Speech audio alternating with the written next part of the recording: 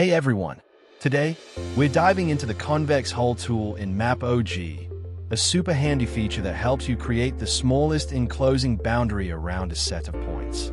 First, head over to story.mapog.com and open your existing map or create a new one. Give it a proper name and description. For this demo, I've added datasets of few diseases, and I want to find contagious disease influence area. Watch our tutorial on Add Data. A convex hull is the smallest enclosing shape that wraps around a set of points, like stretching a rubber band around them. It helps identify the overall boundary of a dataset and great for analyzing spatial clusters and defining regions in GIS. On the left panel, click Process Data and select Convex Hull from the list of tools. Select the main dataset for Convex Hull application. Select multiple attributes like contagious disease and define a buffer range. Adjust the buffer size based on your mapping needs.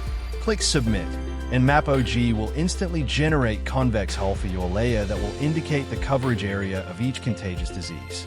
Once your Convex Hull is generated, you can tweak its appearance. Click Style Layer under the Action button to adjust colors, opacity, and borders for better visualization.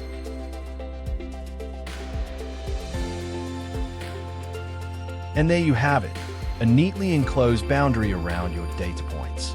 Whether you're analyzing urban areas, plotting business zones, or studying geographical patterns, the Convex Hull tool makes it effortless. If you found this tutorial helpful, like, share, and subscribe for more MAPOG tips. Got questions? Drop them in the comments or email us at support@mapog.com. Happy mapping!